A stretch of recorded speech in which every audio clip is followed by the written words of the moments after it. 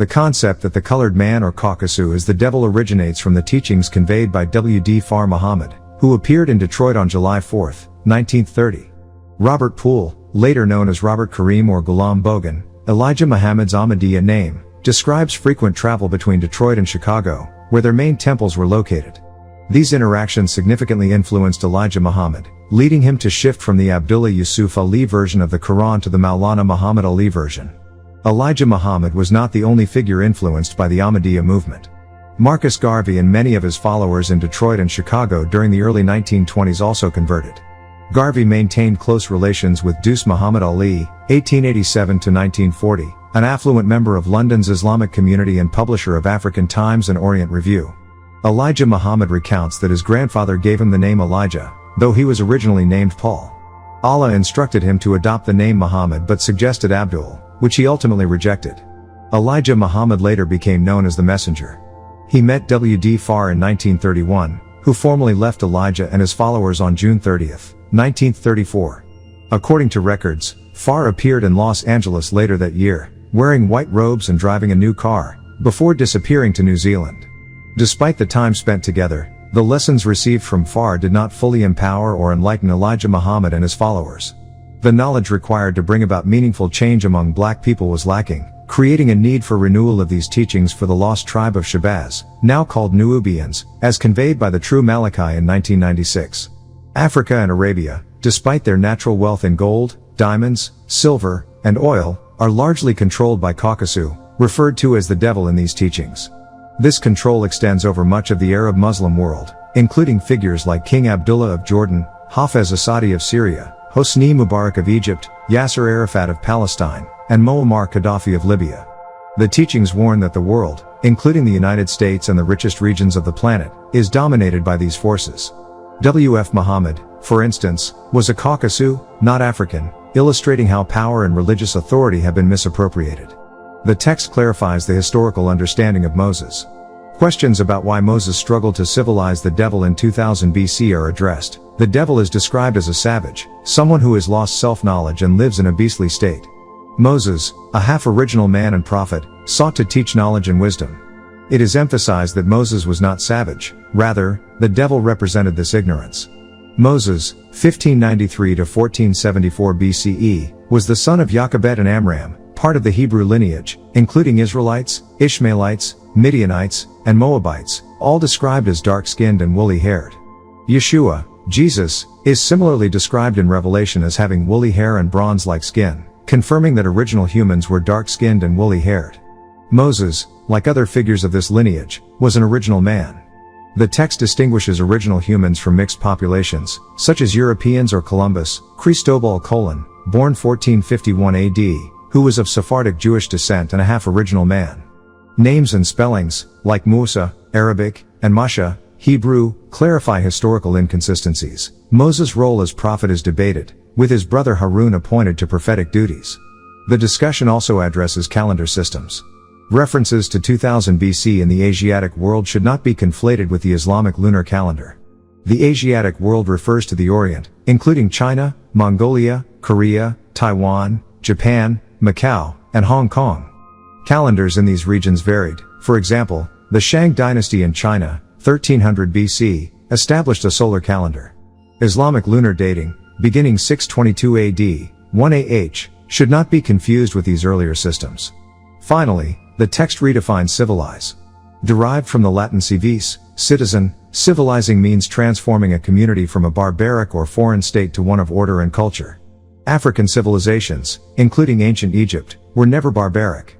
Moses' life in Egypt, Mizraim/Misr, demonstrates that these were dark-skinned, woolly-haired people capable of monumental achievements, such as the pyramids, reflecting their advanced knowledge and civilization. For 50,000 years, the original humans were meant to be in the jungles of Africa and Egypt, yet they possess knowledge of themselves. Without this self-knowledge, building the pyramids would have been impossible. Ancient Egypt was not a society of savages, it was an advanced civilization. Even Canaanites recognized their sophistication.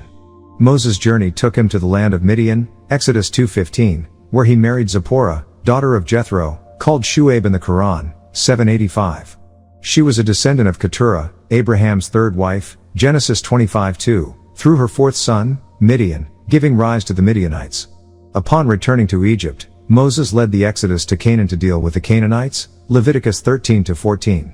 These Canaanites were considered cursed seeds due to disease and corruption, distinct from the dark-skinned, woolly-haired descendants of Hamad, son of Canaan, Genesis 9, 8-10-18. Moses himself never directly interacted with these cursed people, as he did not enter their land, Deuteronomy 34:4. Moses received his Egyptian name from Pharaoh Seti's daughter, Bithiah, who drew him from the Nile. Born in 1593 BCE and dying in 1473 BCE, Moses was originally named Tobi-Adonijah and circumcised on the 8th day, as was customary for Hebrew children. Contrary to some calculations, Moses did not live in 2000 BC according to the Islamic lunar calendar, nor is this date consistent with historical data. Calendars vary widely. In 1996 AD, it was 1416 AH in the Islamic calendar, 5757 by the Hebrew lunar calendar, 4694 by the Chinese lunar calendar, and 2656 by the Japanese lunar calendar. None of these align precisely with Moses' time, demonstrating the need for careful historical correlation. The question arises, why was half-original man Columbus allowed to discover the poor part of the planet? The answer lies in the concept that the original man is the god and owner of the earth, knowing every inch of it and choosing the best parts for himself. Columbus, a European, was a half-original man, born in Italy, and his discovery of North America encountered the indigenous peoples, who were original humans exiled from India 16,000 years earlier. These original inhabitants were a mix of Africans from Mali, via Timbuktu, and migrants from China, forming the first indigenous populations of the Americas. Despite Columbus' claim, these lands were far from poor. They were rich in gold, grain, cotton, oil, topaz, coral, lumber, and other resources. The Caucasus powers seized the best lands through cunning and force, including Arabia and Mecca. This reflects the story of Yaqub, and his maid devils, who were expelled from the root of civilization in Arabia into Europe. Yaqub, an original black man, taught the devils deceit, theft, and manipulation. They were driven across the Arabian desert, stripped of everything but language, and forced to live in Europe's caves. This occurred approximately 6,019 years ago. Moses later arrived to teach these devils how to live respectfully, build homes, and regain lost knowledge. Moses, was a half-original man and prophet, predicted thousands of years prior, tasked with guiding the devils back to a righteous path. Noble Drew Ali, 1886-1929, further clarified the concept of the lower self, linking it to those cast out of the holy city of Mecca and those who rejected divine teachings. The holy city represents the root of civilization, originating in Arabia and Africa, where knowledge and wisdom first flourished. The devil's exile demonstrates the consequences of disobedience and deceit. The term Europe is often misinterpreted. While some claim it means hillside and rope to bind, it actually comes from the Greek Europa and Akkadian Arabu, meaning to go in or to enter. Historical records suggest that the devil's exile took place roughly 6,019 years ago, demonstrating a disconnect between literal and symbolic interpretations in various historical accounts. It was 2,000 years after the original humans lost their knowledge that Moses, came to teach the devils about their forgotten technology. This historical and spiritual lesson has been clarified and renewed with accurate information in prior analyses. According to the sacred rituals of the secret work of the ancient Arabic order of nobles of the mystic shrine by John G. Jones, the devils, descendants of Yaqub, were expelled from the root of civilization and sent across the hot deserts of Arabia. In the Imperial Grand 123 Postgraduate Renewal of the Lessons, question 3 asks, have you traveled? I have. From where, to what place have you traveled? I traveled east, over the hot burning sands of the desert. Where were you stopped? At the Devil's Pass.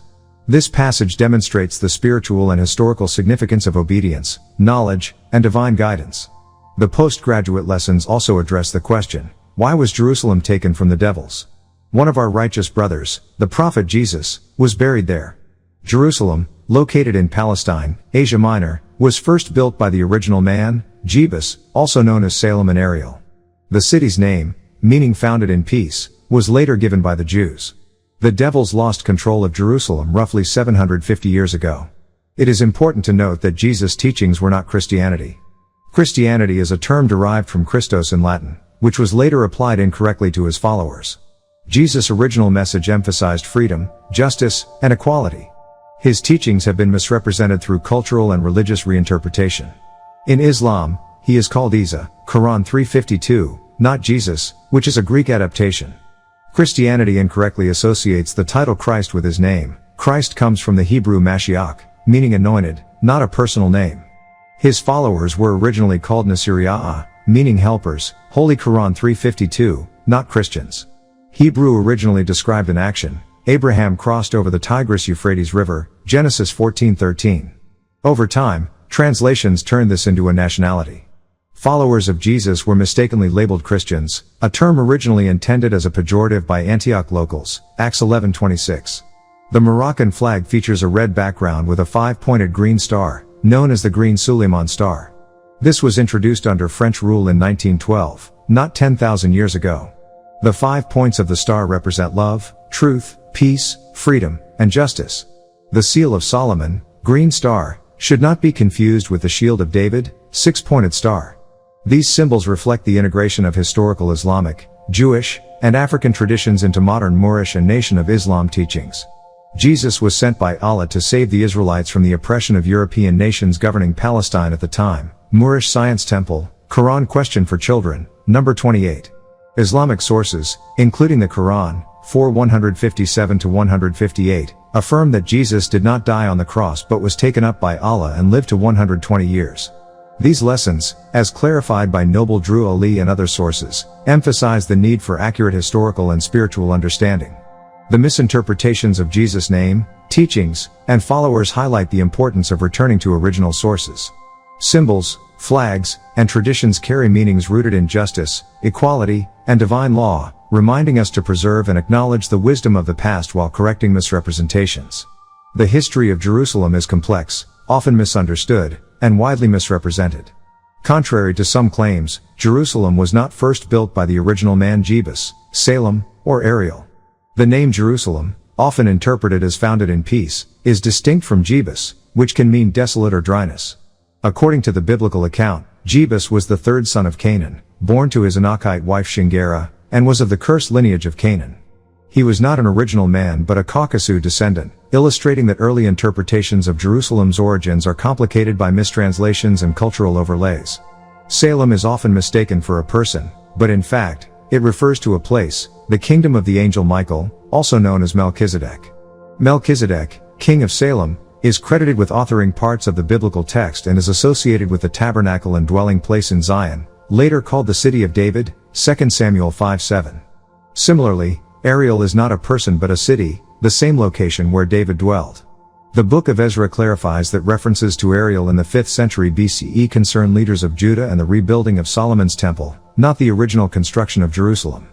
The rebuilding took place in 538 BC, under a project influenced by Freemasonry, which often used mystical triads such as Jabal-On, from Jehovah, Baal, and On, to encode cultural and religious symbols.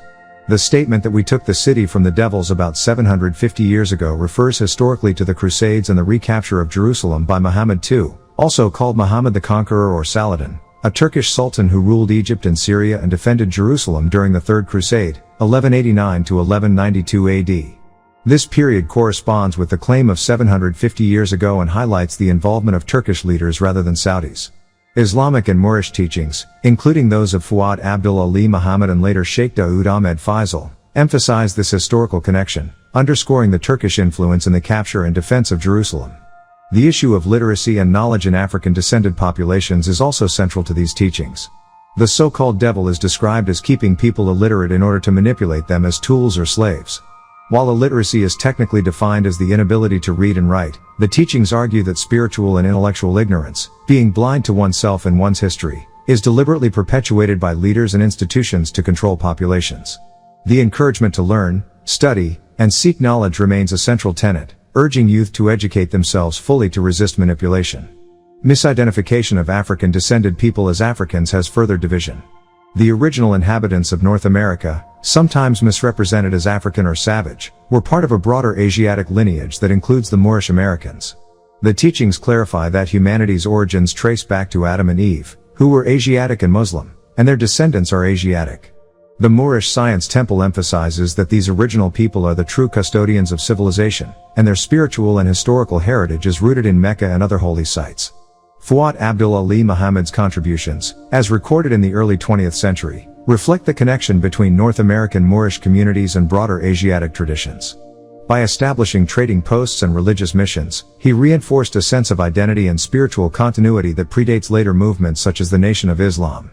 Historical context, including the Ottoman Empire founded by Osman I, situates these events within the broader sweep of Turkish and Islamic influence across Southwest Asia, Northeast Africa, and Southeast Europe. The Ottoman Empire, originally a small Turkish state, eventually supplanted the Byzantine Empire and became a dominant power in the region.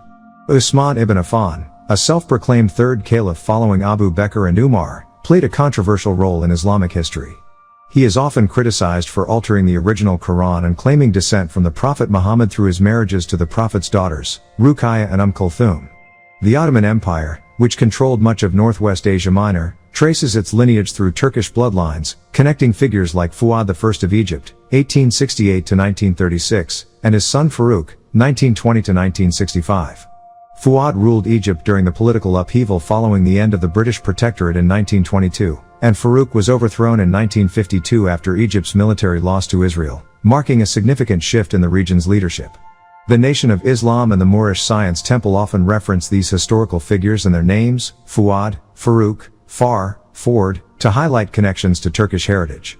Noble Drew Ali, founder of the Moorish Science Temple, referenced these connections in his writings, noting the influence of Turkic and Arab culture on Moorish Americans. Titles such as Sharif, Pasha, Shah, Khan, and Effendi emphasize respect, education, and historical ties to Turkish and Near Eastern traditions. Cultural symbols, including the Turkish flag and the fez, further illustrate these connections. The fez, worn by members of the Moorish Science Temple and early Nation of Islam leaders like Elijah Muhammad, is traditionally used in only a few Islamic nations, Morocco, Turkey, and Egypt. These symbols were often misrepresented or misattributed to Arab descent to create a false sense of identity. Within these historical interpretations, African-descended people have frequently been portrayed in a negative or demeaning light. Some teachings suggested that Africans were originally Asiatics with straight hair, which allegedly became kinky over time to adapt to life in the jungle. These explanations, often linked to Wallace Dodd Ford and Mormon writings, reflect biased and pseudoscientific attempts to promote Caucasus superiority and instill an inferiority complex among African Americans. The Nation of Islam's teachings criticized such distortions, pointing out that kinky or kingly hair is genetically dominant, resilient, and unique to Africans. The portrayal of Africans as uncivilized or rebellious in sources like Message to the Black Man served as a method of manipulation. By enforcing Western attire, clean-shaven heads, and rejection of traditional African hairstyles, these teachings sought to suppress African identity. These practices were linked to broader efforts by colonial and Aryan-controlled powers to control and divide African-descended populations, including during the Great Depression. Furthermore, the misrepresentation of continents and geography contributed to confusion.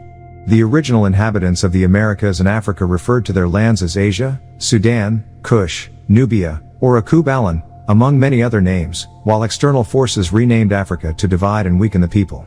These efforts obscured cultural continuity and historical knowledge. Education and preparation were emphasized in the Nation of Islam, particularly regarding the study and adoption of Islam. A person had to study for 35 to 50 years to earn the right to call themselves a Muslim son and wear the sacred universal flag, a symbol incorporating the sun, moon, star, and sword of justice. This flag served as a reminder of accountability and the ethical standards expected by the original people. Only through dedicated study and adherence to these principles could one participate fully and safely within the community. The holy flag of Islam is regarded by some as the greatest and only universal flag, symbolizing the sun, moon, and stars, the universe itself. These celestial bodies are considered creations of God, and anything truly holy is understood to be untainted, pure, and unaltered. Questions have arisen regarding why Muhammad would require a person, referred to as a devil in certain teachings, to study for 35 to 50 years before being allowed to call himself a Muslim son and wear this sacred universal flag. Some texts claim that the red flag with a white star and crescent is the ultimate flag of the universe. However, this aligns more with the Turkish flag than Arabian Islamic tradition. If the origin were truly Arabia, the flag would likely bear the kalima, the declaration of faith, "There is no God but Allah, Muhammad is his messenger" on a green background, which is considered sacred in Islamic symbolism. The red, white, and crescent configuration reflects Turkish influence rather than the original Islamic flag. There are also misconceptions about the sword placed on the flag. Some sources claim that the sword belongs at the top of the crescent, yet historical records show it was originally positioned in the middle, known as the Sphinx shrine symbol. Later misinterpretations and recording errors placed it on top of the crescent, which differs from the original design. While some Shriners adopted a sword in the upper part of their symbols, this was not part of the initial emblem. The ancient Arabic Order of Nobles of the Mystic Shrine was established in the United States in 1871 and formally recognized in 1877 by Worshipful Master J. Florence, 33rd degree, in New York City. Florence had been initiated in Arabia and brought the secret work of the order to the U.S., passing it to Dr. Walter M. Fleming, 33rd Sovereign Grand Inspector General. This demonstrates that the establishment of the shrine in America postdates the Crusades and has no direct connection to original Islamic or Templar flags. Claims that W.F. Muhammad was born in 1877 reflect symbolic coincidence rather than historical continuity. It is important to note that one cannot become a Shriner without first being a Mason, typically a 32nd degree Scottish Rite Mason or a member of the Knights Templar. The notion that Shriners are Muslim sons is a misinterpretation. In reality, the Shriner oath and symbols derive from Masonic traditions, not Islamic teachings. The altar in a lodge may feature a Bible, Veda, or Quran, but these texts are used in a symbolic context rather than reflecting authentic Islamic law. Freemasonry recognizes the Quran as a sacred book for Muslim members but emphasizes that it is not inherently connected to Masonic legends or symbols except in cases where elements were adapted from Jewish or Christian sources. Some historical claims suggest that Muslim sons studied for decades to emulate the moral character of the original man. This parallels the structured study within Freemasonry, where moral development and personal discipline are emphasized. The idea that this labor allows a person to trade safely among others, or to wear a universal flag with a sword atop, is inaccurate.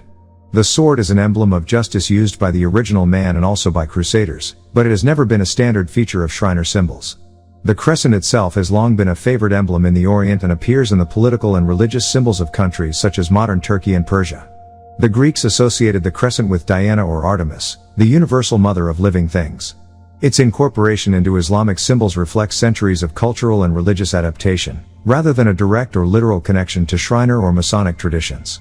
Contrary to popular belief, the Shriner symbol does not depict a crescent moon, but rather the claws of the royal Bengal tiger alongside the face of the Sphinx of Khufu, the pharaoh who commissioned the construction of the three pyramids of Giza, Khafra, Al-Nalam, Khufu, Al-Natak, and Menkaure, Mintaka. Misinterpretations like these have contributed to the spread of false information that continues to mislead people.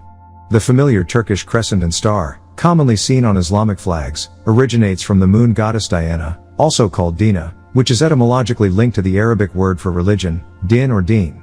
Historically, Dina has been identified with numerous goddesses, including Isis, Artemis, Phoebe, Cynthia, Sibyl, Ishtar, and Astarte. The crescent moon itself has long been associated with deception, as seen in occult symbolism such as the Baphomet or the goat of Mendes. In Latin, Mendes is spelled mendax, meaning liar or false. The crescent and star in this context create an optical illusion, as a star cannot physically sit inside a crescent moon due to astronomical distances. The moon is hundreds of thousands of miles from Earth, while stars are light years away. This makes the symbol inherently deceptive. The star and crescent motif was later adopted by Islamic nations and movements, including the Moorish Science Temple and the 5% Nation. The 5%ers emblem, which combines the star and crescent with the number 7, traces directly to the Moorish Science Temple, where Clarence 13X was once a member. However, the original symbolism of these elements predates Islam. In ancient Egypt, the crescent represented goddesses like Isis and Hathor, and the reversed crescent, used in Shriner symbolism, is modeled on the claws of the royal Bengal tiger. Hathor's headdress featured twin horns, an early lunar symbol, which later evolved into the crescent shape. The star in these ancient symbols often represented Mosism, while the crescent represented Mohammedism, and the cross or Ankh symbolized Christism. Together, they reflected a progression through the three schools of spiritual knowledge leading to the crown of life. The Ankh itself has always symbolized life and the key to higher wisdom, opening the door to right knowledge, right wisdom, and proper understanding. Modern Shriner symbolism continues this lineage. The reversed crescent represents the teeth of the noble African lion, symbolizing power, pride, and leadership. The lion is king of the jungle, as well as a reference to the Sphinx, which combines the pharaoh's authority with the lion's strength. The star represents the rising sun and the beginning of new knowledge cycles, while the Ankh remains the key to accessing wisdom. Earlier symbols, such as the Abraxas snake consuming its tail, represented control over evil forces and have influenced contemporary spiritual organizations, including the Theosophical Society. Regarding the Islamic holy flag, the concept of purity is central. The fourth attribute of Allah, Al-Qudus, denotes holiness as something untainted and unmixed.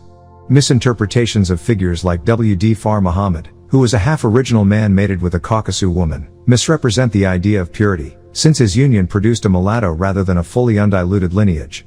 Finally, the universe itself, sun, moon, and stars, is a manifestation of divine creation. Stars are luminous celestial bodies held together by gravity, whereas planets are non-luminous and revolve around stars. Astronomically, it is impossible for a star to reside within a crescent moon, reinforcing the notion that the star and crescent symbol is an illusion, a deliberate visual trick rather than a representation of reality.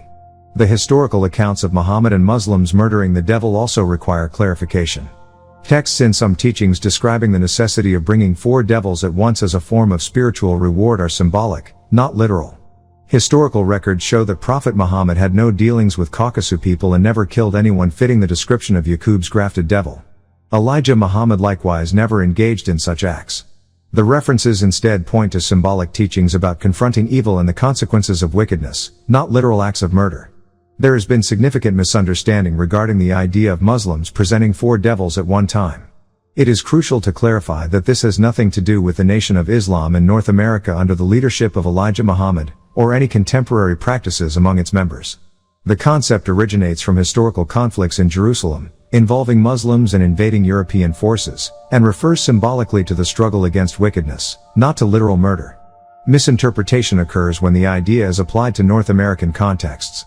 For example, some contemporary pins and lapel buttons used by members of the Nation of Islam or Shriners suggest a connection to this concept. However, wearing such pins does not require any violent act. These symbols evolved from earlier traditions, including the Moorish Americans and the 5% Nation, who adapted the 5-pointed star and crescent for their own emblems. The lapel pin, seen in historical documentation, is a symbolic reward rather than an instruction for violent action. The 4 devils represent individuals who are entirely wicked, or 100% devil, and who do not follow the laws of Islam. They are metaphorically like grafted snakes, a reference to historical narratives about the corrupting influence of European powers on African peoples. Prophet Muhammad, according to traditional accounts, was unable to reform these devils. Therefore, the symbolic instruction of murdering the devil reflects the impossibility of reforming extreme wickedness. It is not an instruction for physical violence. Historical accounts distinguish between Muhammad of 1,400 years ago in Arabia, Muhammad II of Jerusalem, and Elijah Muhammad of America. Confusion between these figures has led to misinterpretations. Some radical figures, like Hulan Mitchell Jr., later known as Yahweh ben Yahweh, misapplied these teachings, directing violence under the guise of religious ritual. Historical records confirm that his sect engaged in criminal acts, which are not representative of Islam or the teachings of Elijah Muhammad. Similarly, the 5% Nation adapted symbols and teachings for education and identity rather than physical violence. Islam teaches that Allah alone has authority over the devil. The Quran repeatedly emphasizes that it is Allah, not human beings, who controls fate and punishes wickedness. Quran 2102. Muslims are instructed to focus on their own spiritual development rather than attempting to execute divine justice themselves. The Fruit of Islam, FOI, is a military-style training for men within the Nation of Islam intended for discipline, self-defense, and protection of the community, not murder. Captains and lieutenants within the FOI provide guidance and training for new members. Muslim Girls Training and General Civilization Class, MGT and GCC, trained women in practical and social skills to maintain homes, raise children, and support families, reflecting W.D. Farr's vision of disciplined community life. Islamic history is periodically renewed to maintain relevance. The Quran and Islamic teachings are refreshed approximately every 25,000 years, reflecting the circumference of the earth, according to traditional teachings. This periodic renewal ensures that spiritual knowledge remains aligned with the natural and social world. The word renew in Arabic, yujadu, means to reform or refresh, which is the role of the mujaddan, or reformer. The notion of presenting 4 devils is symbolic, not literal. Misinterpretations arise when historical context is ignored or when radical leaders misapply teachings. Islam emphasizes personal spiritual responsibility and submission to Allah, not vigilantism or violence. Understanding history, clarifying symbols, and renewing teachings for contemporary times allows Muslims to gain right knowledge and live in accordance with divine law.